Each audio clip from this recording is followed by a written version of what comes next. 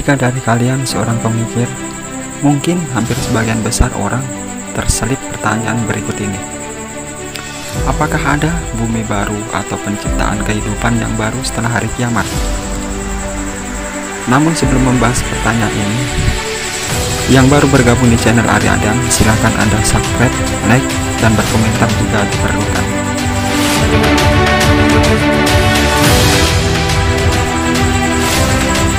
Penjelasan dari Buya Yahya.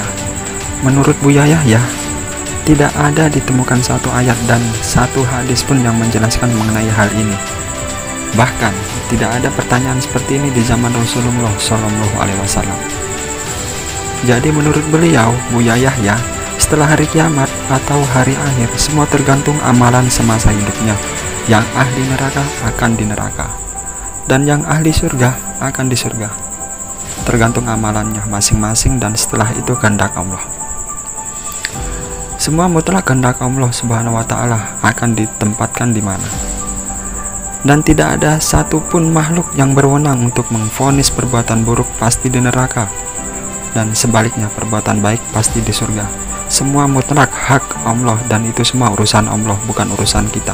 Kita manusia tugasnya hanya menjelaskan kewajiban, menjalankan kewajiban, dan mengharap ridha Allah.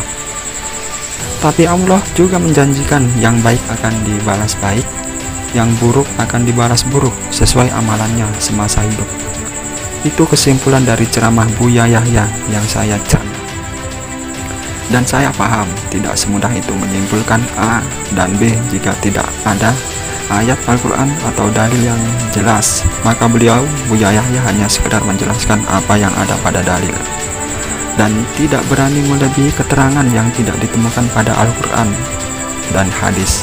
Wallahu a'lam bishawab.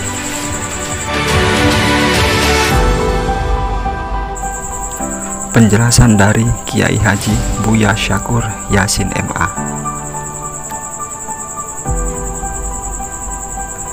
Allah itu Maha Pencipta. Saya tidak terbayang jika dunia ini kiamat terus selesai. Berarti Allah itu terbatas, dan Allah sudah tidak menciptakan lagi. Yang baik masuk surga dan yang buruk masuk neraka, dan selamanya seperti itu. Kita tidak usah mengatakan A dan B, semua terserah dan kehendak Allah. Namun beliau, Kiai Haji Buya Syakur Yasin MA, Allah tidak akan pernah berhenti menciptakan. Termasuk kita sendiri masih bertanya-tanya, Nabi Adam itu penciptaan yang keberapa? Dan pernahkah Anda terbayang sebelum ada semuanya, langit, bumi, alam semesta, malaikat, dan seluruhnya, itu ada apa? Apakah Allah sendirian, tanpa makhluk satupun yang sudah diciptakan sebelumnya? Zaman dulu manusia hanya tahu bumi. Zaman semakin maju, dan begitu pula teknologi sangat maju. Ternyata ditemukan tata surya, bahkan galaksi Bima Sakti. Dan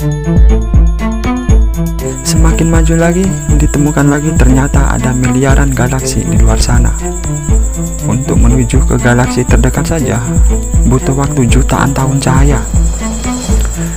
Dan luar biasanya kecepatan cahaya itu sendiri perkiraan 300.000 km per detik. Nggak kebayang kan? Nggak bisa ditangkap lagi akal kita. Semua di luar kemampuan manusia. Itu baru galaksi terdekat. Dan di sebelah galaksi itu, dan seterusnya, butuh waktu berapa triliun juta tahun cahaya. Dan apakah hanya sebatas itu? Apakah ada ujungnya? Manusia tidak akan pernah bisa mengetahuinya dan memecahkannya. Kalau akal kita sudah mentok, seharusnya kita tidak perlu mengurusi urusan Sang Pencipta.